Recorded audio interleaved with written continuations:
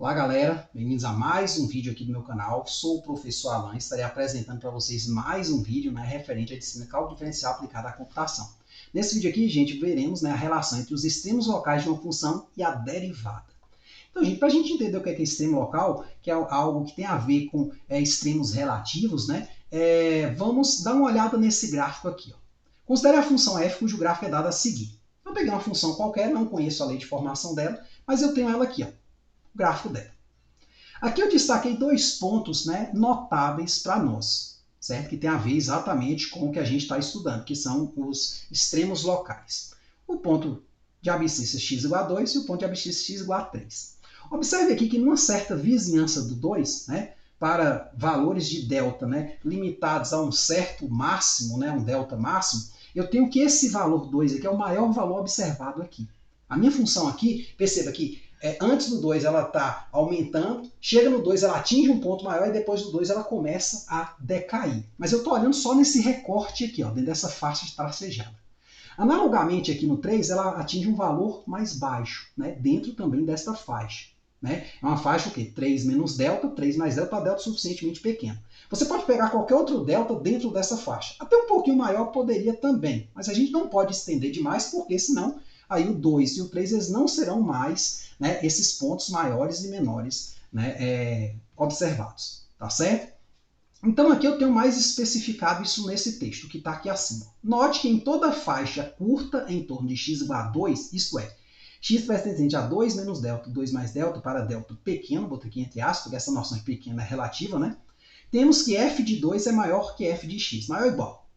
Isto é, x igual a 2 é um máximo local de f restrito a toda a vizinhança 2 menos delta, 2 mais delta para delta suficientemente pequeno. De maneira análoga, podemos dizer que x igual a 3 é um mínimo local de f restrito à vizinhança 3 menos delta, 3 mais delta para delta também suficientemente pequeno. Tá certo? Então, gente, vamos observar aqui uma coisa interessante. Onde é que está a derivada aqui? A derivada, ela mede a inclinação da reta tangente a uma curva num ponto. Então, por exemplo, se eu pegasse um pontinho aqui de abscissa, sei lá, entre 1 e 2, minha função aqui está crescendo, Então, provavelmente, minha tangente aqui, ela teria essa inclinação, inclinação positiva, um ângulo positivo. Se eu pegasse, por exemplo, um ponto aqui entre 2 e 3, sei lá, aqui, a minha tangente, ela teria uma inclinação que negativa, indicando que um decrescimento. A gente vai ver depois que derivada serve para estudar esse tipo de coisa também, crescimentos e decrescimentos de funções. Mas se eu pegar aqui no 2, note que a inclinação aqui da reta tangente ou da própria curva, se você pensar localmente, ela vai ter que ser o quê? Zero. Porque minha curva aqui ela nem sobe nem desce, ela atingiu um pico. A mesma coisa aqui no 3. Ela nem desce aqui nem sobe, atingiu um ponto inferior. Supondo essa função diferenciável, a gente pode, de certa forma, afirmar o quê? Que a reta tangente aqui é horizontal nesse ponto e nesse. Porque a reta tangente tem a ver, como a gente vai ver daqui a pouco, já viu também, só vamos relembrar, tem a ver com o coeficiente angular, com a derivada. O coeficiente angular da reta tangente é fornecido pela derivada. Tá certo? Então, note que em ambos os casos o grafo de f possui uma tangente horizontal. Aqui no 2 e no 3 também, no pontinho 2, a imagem de 2 e aqui no pontinho 3, a imagem de 3. Então, as tangentes aqui são horizontais. Então, gente, suponha que essa seja uma função diferenciável no intervalo de observação em questão, ou seja, nesse intervalo todo aqui, nesse recorte aqui. Considerando que a inclinação da reta tangente em qualquer ponto da função é dada pela derivada de f nesse ponto, podemos afirmar que as abscissas C, nas quais as retas tangentes à curva da função são horizontais, corresponde aos pontos onde a derivada primeira da função, ou seja, se derivou uma vez e substitui o C, dá o quê? Zero, é igual a zero. Isso significa que, em tais pontos, a taxa de variação instantânea da função é nula, indicando possíveis pontos de máximo ou mínimo locais. Eu falo possíveis porque nem sempre, quando a derivada se anula, você tem ali um máximo ou mínimo local. Você pode ter, que a gente vai ver no próximo vídeo, um ponto de inflexão. Tá certo? Isso aqui que a gente colocou aqui, gente, é um teorema, na verdade. O que esse teorema afirma? Se uma função f diferenciável em AB tem um extremo local, ou seja, um pontinho de máximo ou mínimo para uma vizinhançazinha delta, em torno daquele ponto C, C entre A e B, então a derivada neste ponto C tem que ser zero. É muito comum quem está estudando cálculo no início achar o seguinte, se eu derivei e achei um ponto lá que a derivada deu zero, né? Então eu tenho ali um extremo local. Isso não é verdade. Agora, se eu tiver um extremo local, a derivada necessariamente tem que ser zero. Certo? Então, com base nisso, vamos aqui começar o exemplo 3, ou seja, vamos fazer o que está pedindo aqui, mas depois a gente volta aqui no Júpiter, né? Vamos fazer ali no quadro que está pedindo aqui, depois a gente volta aqui no Júpiter para explorar um pouco mais esse exemplo. Tá certo? Então, ó, determine para cada uma das funções a seguir seus possíveis extremos locais. Então, no item A, tem aqui uma função quadrática, no item B, aqui uma função cúbica. Tá certo? Então, vamos aqui para o quadro para a gente estar resolvendo, né, este exemplo. Então, gente, temos aqui o seguinte, ó. Teoremazinho, se uma função f diferenciável em AB tem um extremo local em x igual a c entre A e B, então a derivada nesse ponto C tem que ser zero. E a gente tem que usar esse teorema nesse exercício aqui, ó. Determine para cada uma das funções a seguir seus possíveis extremos locais. Palavra possível aqui exatamente porque eu não posso afirmar, pelo menos não por enquanto, se o ponto que eu vou achar lá, se eu achar, né, ele é um ponto de máximo ou mínimo local. É um extremo local, né? Então eu não posso a princípio afirmar.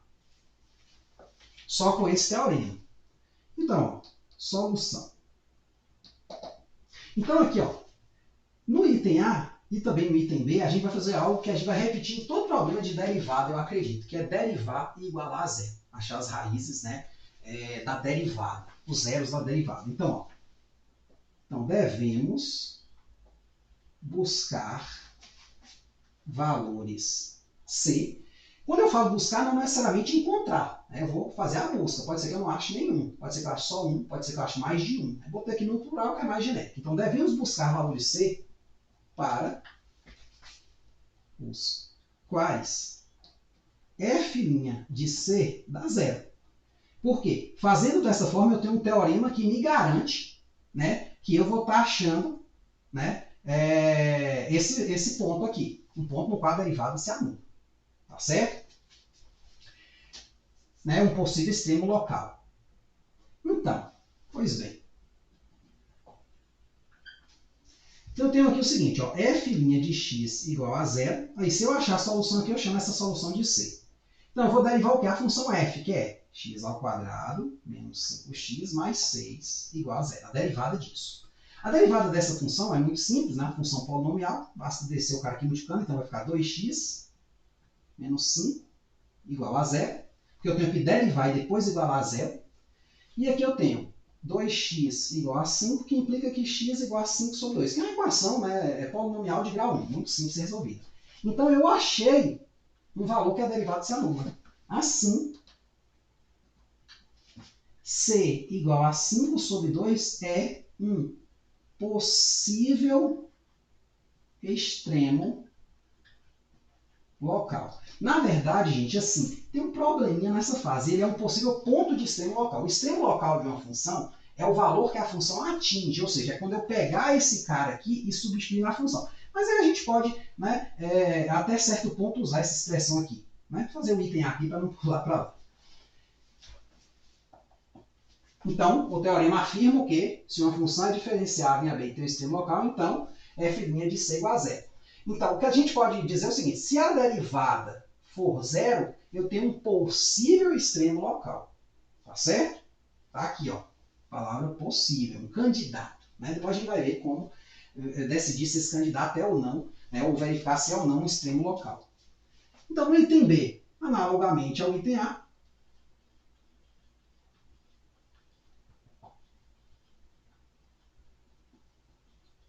temos. Então, vamos fazer isso aqui, ó, g' de x igual a zero. Então, vamos derivar aqui a função g, ó, 2x ao cubo menos 9x ao quadrado mais 12x mais 6, derivada, igual a zero, ó. Então, a derivada aqui é o quê? O 3 vai vir multiplicando 2, então vai ser 6x ao quadrado menos 18x mais 12 igual a zero. Olha, aqui eu posso aplicar delta e base direta, ou eu posso simplificar todo mundo por 6, né, que fica menor os coeficientes. Ali no material não simplifiquei. Agora, cuidado, você só pode simplificar porque você está buscando as raízes. Se você fosse fazer o gráfico, você tem que tomar cuidado com isso. Porque sua função original seria esta aqui, ó, o gráfico da derivada, por exemplo, né, seria essa expressão. Então, aqui nesse caso, ó, como eu quero igualar a zero, eu vou dividir todo mundo por 6, porque eu percebi que é todo mundo múltiplo. Ó. Então, eu vou ter x ao quadrado menos 3x mais 4 igual a zero. Aí aqui eu vou aplicar delta e básica. Então, aqui, ó, delta é quem? B ao quadrado menos 3 ao quadrado menos 4 vezes 1 vezes 4, que é 6. Então, aqui eu tenho 9, né, deixa eu ver, por 6, né? Não, aqui dá 2, ó, desculpa, por 6 aqui dá 2, né? Dá 2. Já ia dar problema aqui, já ia dar delta negativo, né? Então, aqui, ó, B ao quadrado menos 4 vezes A vezes C. Então, dá 9 menos 4 vezes 1, 4 vezes 2, 8. Então, o delta aqui deu 1. Então, x é quem? Menos B menos menos 3, mais ou menos a raiz de 1, sobre 2 vezes o A, que é 1.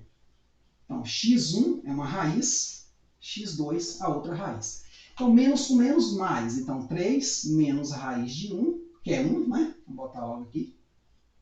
Sobre 2. 3 menos 1, 2. Sobre 2, 1. E aqui, 3 mais 1, sobre 2. 3 mais 1, 4. Sobre 2, 2. Então, aqui eu achei dois valores para os quais a derivada se anula. Dois possíveis, né, extremos locais. Assim, C igual a 1 e C igual a 2 são possíveis extremos locais de f. Ou de g, né? No caso, a nossa função é g. Certo? Observe que aqui eu não restringi intervalo. Ó. Essa função aqui ela foi, inclusive, trabalhada em vídeos passados, restringindo o intervalo 0,4, se eu não me engano. Só que aqui eu estou em toda a reta. Procurei em qualquer lugar da reta um ponto onde, possivelmente, o gráfico, sei lá, dessa função aqui, ela faz ou isso, ou faz um terceiro caso que a gente vai ver. Ou seja, ou ele é um máximo local, ou ele é um mínimo local, ou ele é o que a gente vai ver no próximo vídeo, que é a inflexão, né? Nenhum dos dois. Aqui é a mesma coisa, só que aqui eu achei dois caras, né? Então, existe um certo ponto do gráfico aqui associado a 1, onde o gráfico pode ser assim, um ponto mais baixo, ou pode ser esse terceiro caso. Existe um ponto associado ao 2, C igual a 2, onde o gráfico é assim, ou é um terceiro caso. Vamos ali no quadro fazer uma especulação, né? Tentar classificar C igual a 5 sobre 2 nesse primeiro caso, e C igual a 1 e C igual a 2 nesse segundo caso, certo? Essa classificação você poderia fazer na mão, assim, aqui no quadro, só que assim, tinha que usar calculadora, ia demorar um pouco, e é algo bem simples, né, de ser feito, beleza? Embora a gente vai ter ferramentas mais sofisticadas para essa classificação, tá certo? Se é um máximo local, se é um mínimo local, nenhum dos dois, beleza? A gente vai ter ferramentas mais simples. Então, no item A, basta resolvermos essa equação, f' de x igual a 0. Para f de x, essa função, a derivada igual a zero é o quê? É derivar isso aqui igual a zero. Então, derivei essa função, deu 2x menos 5. Resolvi aqui 5 sobre 2, deu 2,5. Assim, um possível extremo local de f ocorre em x igual a 2,5. Note que, para delta suficientemente pequeno, delta igual a 0,1, por exemplo, né, temos que 2,5 mais delta, ou 2,5 menos delta, se você jogar, por exemplo, 2,5 menos 0,01, ou 2,5 mais 0,01, você vai ver que o f de 2,5 dá menor do que ele, o que indica possivelmente que x igual a 5 sobre 2 é um mínimo local. Tá certo? Por que eu falo possivelmente? Porque eu posso, né, ter o delta não ser suficientemente pequeno. Mas você sempre pode usar esse critério, né, com um delta, né, desse tamanho aqui, para as funções que a gente usa, vai sempre conseguir classificar. Ou seja, você pega aqui 2,5 menos 0,01 e 2,5 mais 0,01, calcula e vê se esse cara dá maior ou menor que os dois. Mas tem que ser os dois, né? Aí, nesse caso, é o mínimo local. Eu fiz uma tabelinha ali mais abaixo, você vai entender melhor isso. Analogamente, né, no item A, ou ao item A, desculpe, eu tenho aqui a função g, a qual eu vou derivar igualar a zero. Certo? Então, a derivada que deu esta expressão aqui, igualando ela a zero, nós temos aqui, ó, vou aplicar aqui delta e base, percebe que aqui eu estou aplicando os coeficientes sem simplificar, então ficaram números maiores, mas a resposta não deixou de ser o quê? 1 e 2. Certo? Assim, possíveis extremos locais de g ocorrem em x igual a 1 e x igual a 2. Analogamente ao item A, temos que g de 1 mais delta ou menos delta, se eu usar esse mesmo delta aqui, é menor que g de 1, o que indica que g de 1 é o máximo local, ou seja, ele é um picozinho. Por outro lado, o g de 2 mais delta, 2 menos delta, um valorzinho na vizinhança de 2, ele é sempre maior que o g de 2, o que implica que o g de 2 é um ponto mais embaixo do gráfico. É um mínimo local. Vamos pegar uma tabela que isso fica mais fácil, né? Às vezes a gente fala assim, a soma delta, você não está vindo muito bem. Então vamos pegar aqui, por exemplo, o x igual a 1 aqui é meu objetivo. Então quando eu jogo este 1, por exemplo, aqui na função g, né, não vou fazer o trabalho aqui para a função f, por quê? Porque ela é uma parábola. Ela é uma parábola voltada para cima. Então ela tem mínimo. Né? Não vou fazer para ela. Mas você pode fazer também uma tabela parecida. Então aqui, considerando x igual a 1, eu vou pegar valores próximos de 1 por baixo e valores próximos de 1 por cima. Pode ser uma espécie de limite. Né? Quando eu jogo esses valores, ó, aproximando de 1 por baixo e aproximando de 1 por cima, o que eu percebo? Eu percebo que a imagem 1 deu 11 e a imagem nas proximidades de 1 deu menor do que 11. Então indica que 11 é um valor máximo. Por outro lado, quando eu pego aqui o 2 e vou me aproximando dele por baixo e por cima, eu vou perceber o seguinte, que a imagem do 2 deu 10. Mas a imagem nas proximidades do 2 deu um pouco maior do que o 10, o que indica que o 10 é possivelmente o mínimo local. Claro que, se você traçasse o gráfico, você ia se convencer na hora, né, do que a gente concluiu aqui usando essa ideia do delta, né, que é o seguinte, o gráfico da primeira função é isso, então, 2,5 está onde? Está aqui, entre 2 e 3, ponto de mínimo local. Quando eu olho para o gráfico, né, da função dessa aqui, ó, 2x ao cubo menos 9x ao quadrado mais 2x mais 6, né, o gráfico é isso aqui. Onde é que está o 1 aqui? O 1 está aqui, ó. Então aqui eu tenho um ponto mais alto, né, um máximo local, como a gente concluiu ali anteriormente. E aqui em 2, ó, eu tenho um mínimo local.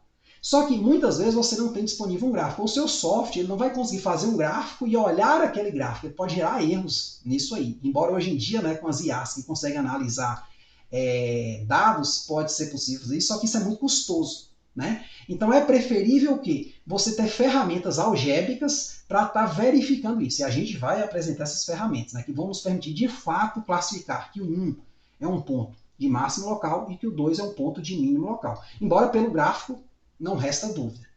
Né? Só que ocorre em alguns casos, né, o que normalmente se erra muito quando você começa a estudar cálculo 1, é que achar que quando eu derivo algo igual a zero, eu estou achando um extremo local. Extremo que eu falo é o quê? Um máximo local, um picozinho ali mais alto, ou um mínimo local, um ponto ali mais baixo. Né? Nem sempre isso ocorre. É o que a gente vai ver no próximo vídeo, né? Onde nós vamos falar, né, do ponto de inflexão. Tá certo? Então é isso aí, espero que vocês tenham entendido. Observem bem, gente, esse exemplo. Se possível, faça as contas, né? Use outros valores de delta, né, aqui, né? Refaça essa tabela para você entender direitinho isso aqui que foi posto, né, como complemento. A parte inicial pediu só isso aqui, ó, 2,5, e nesse caso aqui é o 5 sobre 2, né, e 1 e 2. Só que eu coloquei um complementozinho aqui na N cada 1 para dar uma classificada extra, né? Classificando esses possíveis extremos locais. No primeiro caso deu um mínimo local, no segundo caso eu tive um máximo e um mínimo local. Tá certo? Então, até a próxima.